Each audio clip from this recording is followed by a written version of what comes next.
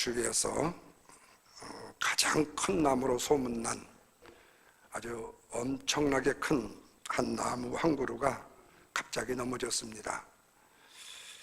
식물학자에 의하면 이 거목은 약 400년이 넘을 정도로 오랫동안 피트로는 200피트가 넘을 정도로 엄청나게 큰 가지와 잎이 무성하고 그리고 높이 솟아있는 그런 나무였다고 합니다. 그런데 그 400여 년 동안 이 나무가 성장하는 동안에 무려 14번의 벼락을 맞았는데 그 벼락도 견디었던 나무라고 합니다. 뿐만 아니라 무수한 눈의 붕괴가 있었고 무수한 광풍우를 만나고도 여전히 우뚝 서 있었던 그런 나무였습니다. 그런데 그 나무가 넘어졌어요.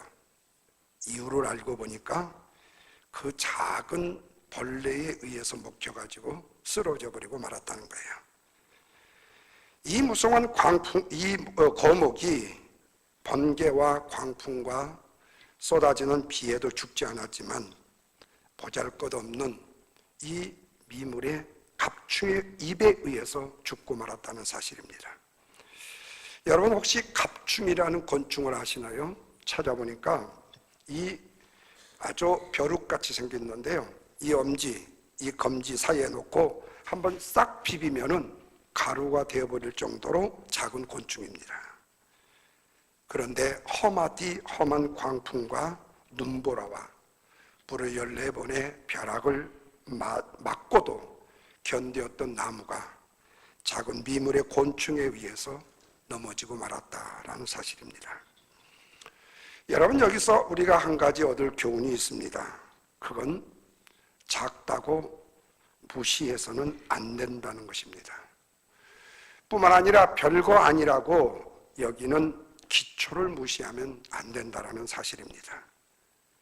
우리의 성공과 실패도 큰 것에서부터 시작된 것이 아니고 적은 것을 무시하기 쉽고 쉽게 생각할 수 있는 일에서부터 시작이 되어지기 때문에 그렇습니다. 그런데 이것은 우리의 일상의 삶의 문제뿐만 아니라 우리의 신앙생활도 그렇습니다.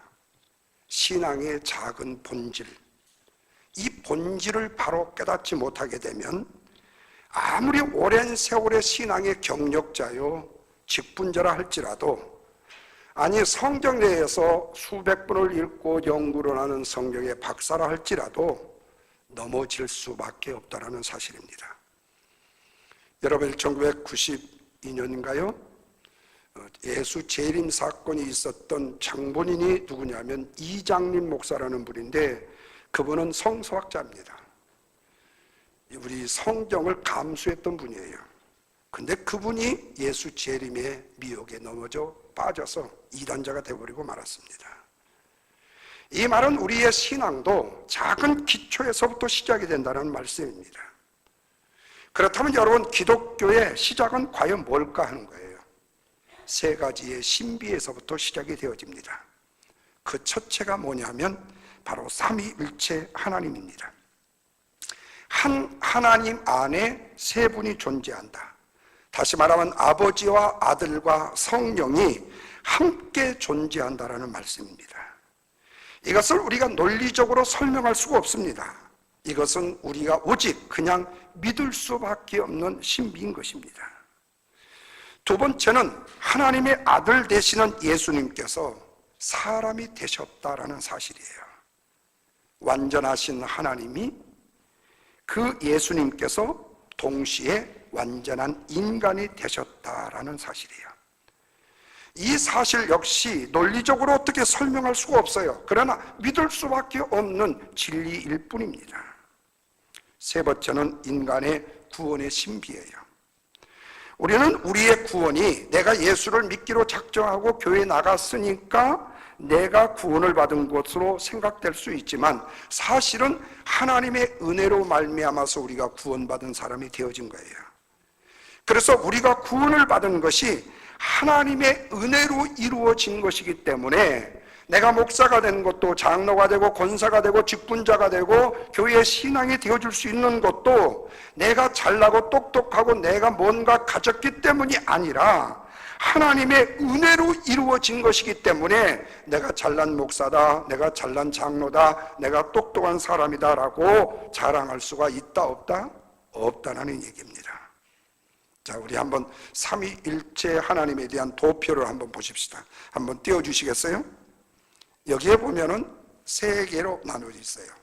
성부 하나님, 그 다음에 성자 하나님, 성령 하나님으로 되어 있어요. 근데 몇 가에 보면은 it's not 되어 있어요. 같지 않다요. 이분이 아니에요. 이분이 아니고 이분이 아니에요.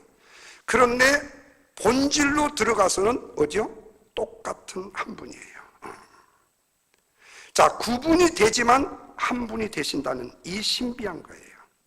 그러니까 아버지와 아들과 성령은 동시에 한 곳에서 함께 하실 수가 있다는 사실입니다. 이 사실을 우리가 성경 마태복음 3장 16절에서 이렇게 기록이 됩니다. 한번 읽어보십시다. 시작. 예수께서 세례를 받으시고 곧 물 위에서 올라오실 때 하늘이 열렸다. 지금 누구를 얘기하고 있죠? 성자 예수 그리스도를 얘기하십니다. 예수님을 얘기해요. 자, 그런데 두 번째 보십시오. 하나님의 성령이 비둘기같이 내려서 자기 위에 임하심을 보더니 누가 역사합니까? 성령 하나님이 역사하셔요. 세 번째로는 하늘로서 소리가 있어 말씀하시되 이는 내 사랑하는 아들이요 내가 기뻐하는 자라 하시니라. 누구 얘기입니까? 성부 아버지 하나님을 얘기하십니다. 이 말씀에 보면은 성자 하나님이신 예수님께서 세례를 받으시는데 성령 하나님께서 예수님 이로 비둘기의 성령이 내려오시고 성부 아버지 하나님께서 하늘에서 내 사랑하는 아들이라고 말씀하시는 모습을 봐요. 이렇게 성부와 성자와 성령은 하나이지만 서로 뭐가 된다? 구분이 되어진다는 사실입니다. 그럼에 불구하고 한 분 하나님으로 존재하시더라는 거예요.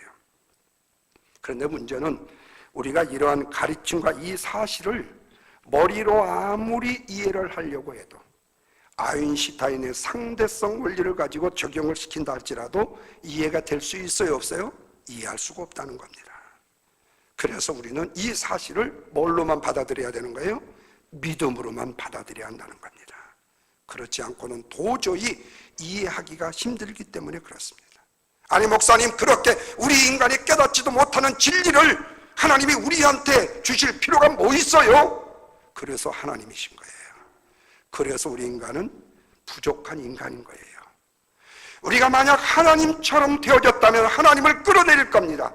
그렇지 않아도 하나님보다 훨씬 못함에도 불구하고 하나님을 쉼없이 끌어내리고 쉼없이 내 종으로 삼으려고 하는 인간의 악한 본성이 있는데, 하나님처럼 똑똑하다고 한번 생각해 보세요. 하나님을 믿겠어요? 하나님이 그렇게 속아 넘어가실 분 같아요? 김정은이가 핵을 포기한다고 그러는데 트럼프가 그렇게 쉽게 허락하고 넘어갈 것 같아요?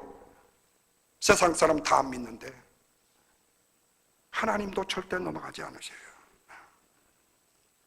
이해하기 힘들고 우리의 머리로 도저히 용납이 안 될 것 같지만 믿음으로 해결할 수 있는 문제라는 사실이에요. 삼위일체 하나님은 각자의 다양한 호칭을 갖고 계십니다. 성자 하나님은 인간의 몸을 입으시고는 자기의 백성을 죄에서 구원할 자 예수라는 이름, 내가 생명의 떡이라는 말씀, 나는 선한 목자시요 나는 빛이요 생명이라고, 부활이라고 말씀하시고 내가 길이요 진리요 생명이라고 말씀을 하셨어요. 뿐만 아니라 예수님의 또 다른 호칭이 뭐냐면 보혜사입니다. 여기서부터 잘 들으셔야 돼요. 요한일서 2장 1절 말씀해 보시면 나의 자녀들아, 내가 이것을 너희에게 쓰는 이유는 너희로 죄를 범하지 않게 하려 함이라. 만일 누가 죄를 범하여도 아버지 앞에서 우리에게 대언자가 있는데 곧 의로우신 우리 주 예수 그리스도시니라, 이렇게 말씀해요. 자, 이 요한 1서에서는 예수님을 대언자라고 번역을 했습니다. 근데 요한복음에서는 보혜사라고 번역을 했어요. 자, 예수님은 오늘 우리의 대언자가 되시고 보혜사가 되셔요. 이 뜻은 바로 여러 가지를 의미하고 있는데 보호자, 변호자, 돕는 자, 이로자, 카운슬러, 상담자, 이런 의미를 갖고 있어요. 그런데 우리의 보혜사이신 예수님께서 이제 하늘로 올라가시면서 제자들에게 또 다른 보혜사를 주시겠다고 약속을 해요. 그 내용이 바로 본문 16절입니다. 같이 한번 읽습니다. 시작.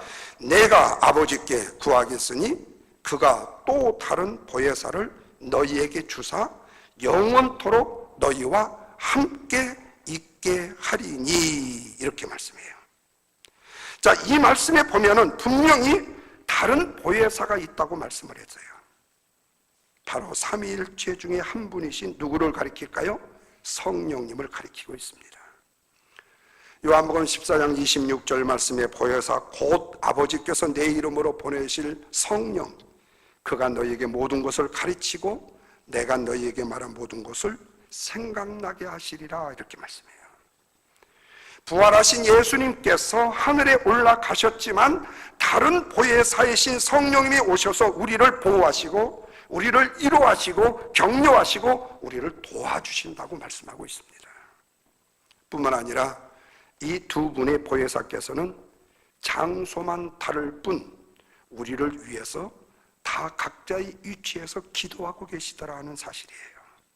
그러면 첫 번째 보혜사가 되시는 예수님을 히브리서 7장 24절 이하의 말씀에서 한번 보십시다. 우리 한번 다 같이 한 목소리 읽습니다. 시작. 예수는 영원히 계심으로 그 제사장 직분도 갈리지 아니하고 자기를 힘입어 하나님께 나아가는 자들을 온전히 구원하실 수 있으니 이는 그가 항상 살아 계셔서 그들을 위하여 뭐 한다고 그랬어요? 간구하심이라. 다시 말하면 우리의 첫 번째 보혜사가 되시는 예수님께서는 지금도 하늘에서 오늘 우리의 구원의 완성을 위해서 뭐하고 계신다고요? 기도하고 계신다라는 말씀이에요. 그렇다면 우리가 할 일은 뭐예요? 한 영혼을 건지기 위한 심과 섬과 운동을 통해서 기도함으로 그들 영혼들을 인도하는 일이 누구의 일이에요? 우리의 일이라는 거예요. 그러면 누가 도와주시는 거예요? 우리 주님이 도와주신다는 거예요. 자, 그러면 두 번째 보혜사가 되시는 성령께서는 어디서 어떻게 기도를 하시는가? 로마서 8장 26절 말씀을 보시면 이와 같이 성령도 우리의 연약함을 도우시나니 우리는 마땅히 빌 바를 알지 못하지만 오직 성령이 말할 수 없는 탄식으로 우리를 위하여 친히 간구하시느니라, 그렇게 말씀해요. 성령님께서 우리가 바른 신앙의 기초 위에서 바른 신앙을 가지고 바르게 기도할 수 있도록, 바르게 봉사할 수 있도록, 바르게 하나님의 의만 구할 수 있도록, 바르게 하나님의 영광만을 위해서 살 수 있도록 우리를 위하여 탄식하시며 기도하신다고 말씀하고 있습니다. 이렇게 한 분의 보혜사는 하늘에서 우리를 위해서 기도하시고 또 다른 보혜사는 우리 속에서 우리를 위하여 탄식하고 기도하고 계신다. 그러면 왜 성령께서 탄식하시면서 우리를 위해서 기도하시는가? 성령님이 생각하시는 가장 큰 기도의 제목이 무엇인가? 로마서를 통해서 보는 것은 뭐냐면 성령께서는 우리가 이 땅에서 하나님의 형상을 닮아갈 수 있도록 탄식하며 기도하신다. 마치 부모들이 자식을 위해서 마음으로 신음하면서 탄식하면서 기도합니다. 내 자식을 위해서요. 성령께서 이렇게 기도하셔요. 그렇다면 더 심중에 깊은 탄식으로 자식을 위해서 기도하는 부모님의 마음이 어떤 마음일 때 더 깊을까요? 사랑하는 내 자식이, 죄송한 얘기지만 사람 구실을 잘 못하고 속만 썩이고 사람답게 살지 못해서 사람들한테 욕을 먹을 때 부모의 마음에 탄식은 더 뭐하죠? 깊어지는 것이다, 그 말이에요. 마찬가지예요. 성령님이 우리가 하나님의 자녀로 태어나서 하나님의 자녀의 구실을 제대로 하지 못할 때에, 하나님의 자녀답게 제대로 살지 못할 때에 목사가, 장로가, 신앙의 직분자가 그 직분을 감당하지 못할 때 우리 안에서 탄식하며 기도하고 계시더라는 거예요. 바라기는 두 분 보혜사이신 예수님과 성령님께서 우리의 구원과 신앙의 성숙을 위해서 지금도 기도하고 계신다는 사실이 저와 여러분에게 위로와 격려가 되기를 주님의 이름으로 축원합니다. 그렇다면 이 두 보혜사가 기도하신다고 해서 우리는 기도할 필요가 없는가? 그렇습니까? 그렇지 않다는 거예요. 성경은 우리에게 뭐라고 말씀하죠? 쉬지 말고 기도하라고 명령하시잖아요. 하나님은 우리의 기도를 통해서 일하시고 우리의 중보기도를 통해서 성숙한 하나님의 자녀로 살아가기를 간절히 탄식하며 원하신다는 거예요. 우리 하나님이 친히 간섭하지 않아도 될 정도로 성숙한 믿음의 사람이 되기를 원하신다는 거예요. 목사가 이렇게 하십시오, 성도님 이렇게 하십시오, 이렇게 하면 안 됩니다라고 가르치지 않아도 내 마음속에 주님을 위한 믿음이 아름다운 성숙한 고백을 가지고 기도할 때 기도하고 하나님의 말씀에 순종할 때 순종하고 헌신하며 봉사할 때 봉사하는 그 사람. 그래서 이렇게 기도하는 사람이 되게 하시려고 탄식하며 기도하신다고 말씀합니다. 그런데 이것만이 아니에요. 또 하나의 보혜사야 하시는 일이 있습니다. 그것은 하나님이 우리와 함께 계시다. 뭐죠? 임마누엘 하나님이 되신다는 사실이에요. 우리 보통 사람들은요, 자기가 좋아하는 사람, 내가 좋아하는 사람, 또 남이 나를 좋아하는 사람, 나를 이해해 주는 사람을 좋아하지, 나를 싫어하는 사람을 좋아하는 사람은 사람들이 띵하다고 그래요. 바보라고 그래요. 함께하고 싶지 않아요. 나를 싫어하는 사람, 내가 미운 사람과 함께하고 싶지 않아요. 그런데 우리의 첫 번째 보혜사가 되시는 예수님께서는 사람들이 싫어하는 죄인들과 함께 있기를 원하셨다는 거예요. 좋아하셨다는 거예요. 그래서 그 죄인을 구원하시기 위해서 내가 인간이 되어야 되기까지 당신을 낮추셨다는 사실이에요. 그로 인하여 얻으신 또 다른 별명이 뭡니까? 예수님은 죄인의 친구이셨더라는 말씀이에요. 예수님은 죄인의 친구가 되기 위해서 유대인들의 조롱과 조수와 멸시를 받으심에도 불구하고 죄인들과 함께 거하셨고 죄인들과 함께 동거하셨다는 거예요. 그렇다면 두 번째 보혜사이신 성령님 여시 우리와 함께 살기 위해서 이 땅에 오셨는데 어떻게 오셨어요? 17절입니다. 다 같이 한번 읽겠습니다. 시작. 그는 진리의 영이라 세상은 능히 그를 받지 못하나니 이는 그를 보지도 못하고 알지도 못함이라. 그러나 너희는 그를 아나니 그는 너희와 함께 거하시며 너희 속에 계시겠음이라. 자, 잘 이해하셔야 됩니다. 예수님께서는 이 땅에 뭘로 오셨죠? 육체를 입고 오셨어요. 그래서 제자들 옆에 계셔서 3년 반 동안 제자들과 함께 동고동락을 하셔서 그 옆에 계실 수가 있었어요. 그러나 우리 마음속에는 들어오실 수가 있었어요? 없었어요? 없어요. 요즘에 옛날에 코미디언들이 내가 사랑한다는 고백을 내가 당신의 눈 안에 있고 당신이 내 눈 안에 있다고 해가지고 한참 인기를 끌었던 그게 기억이 나는데요. 그것은 말이지 어떻게 내 눈 속에 네가 들어와요? 내가 어떻게 네 눈 속에 들어가요? 그 못생긴 얼굴이? 예. 그런데 그것을 사랑이라고 표현했는데 예수님이 우리와 함께 동고동락은 하셨지만 우리 마음속에 들어오실 수 있었다 없었다? 없었다는 거예요. 마음으로 뿐이었어요. 그런데 성령님은 영이시기 때문에 우리 옆에 계실 뿐만 아니라 우리의 마음속에도 친히 들어오셔서 우리와 함께 동거하실 수 있다 없다? 있다라는 얘기예요.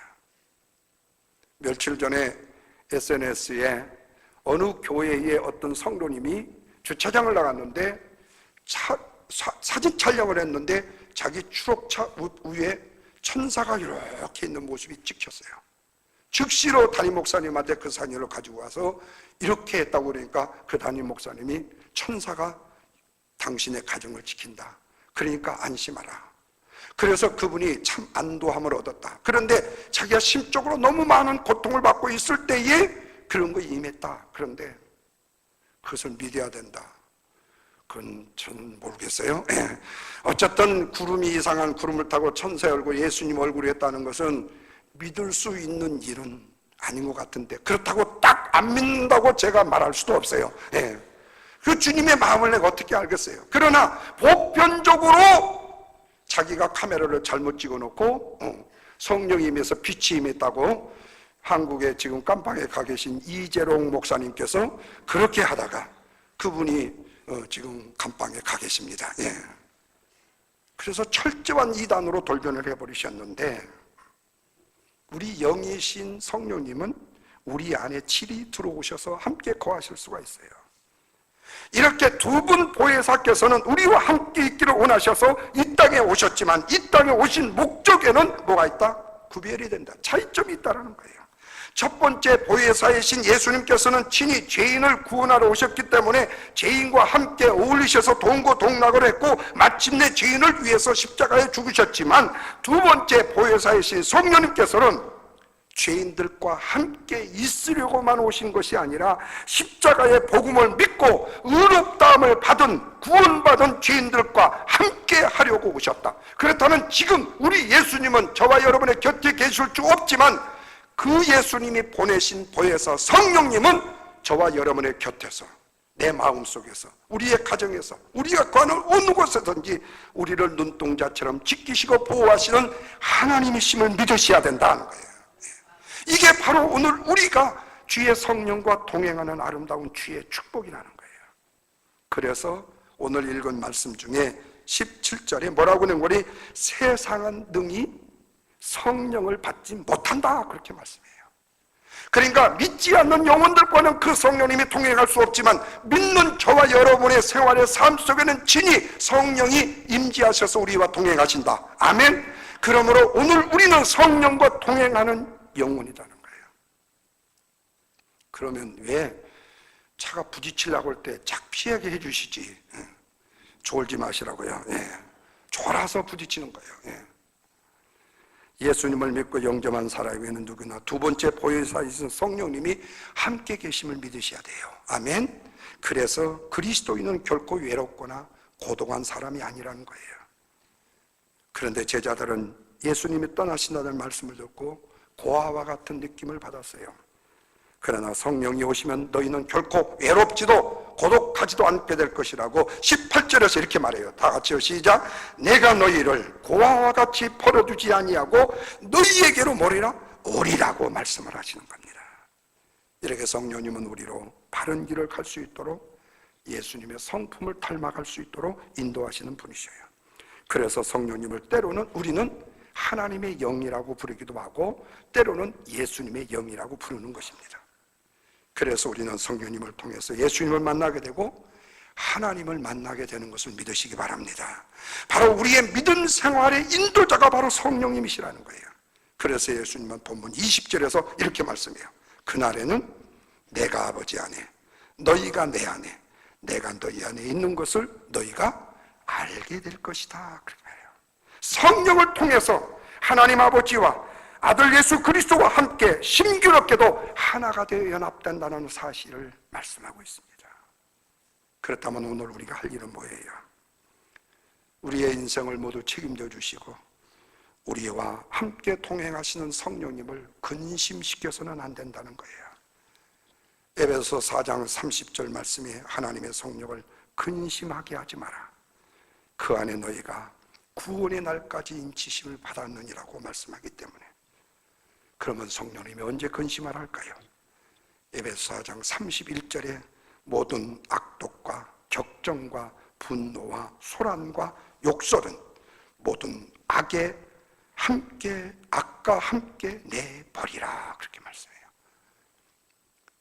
하나님의 말씀대로 살지 않고 죄 가운데 빠질 때 거룩하신 성령님은 뭐 하신다? 근심하신다는 거예요. 반대로 성령을 기쁘시게 하는 일들을 에베소서 4장 32절에서는 이렇게 말해요. 서로 친절히 대하며 서로 불쌍히 여기며 그리스도 안에서 여러분을 용서하신 것 같이 서로 용서하라 그래요. 성령님을 믿는 사람은 서로 화목하고 서로 사랑하며 살아갈 때 성령이 기뻐하신다 말씀하고 있습니다. 사랑하는 우리 주님의 영광교회 성도 여러분, 삼위일체 하나님께서는 인간을 구원하시는 일을 수천 수만의 천사에게 맡기신 것이 아닙니다. 삼위일체 하나님께서는 당신 자신이 직접 인간의 구원을 위해서 우리와 또 당신과 함께 협력하기를 원하신다는 거예요. 그래서 성자 하나님께서는 인간의 죄의 문제를 해결하기 위해서 성자 하나님께서는 예수님을 이 땅에 보내신 거예요.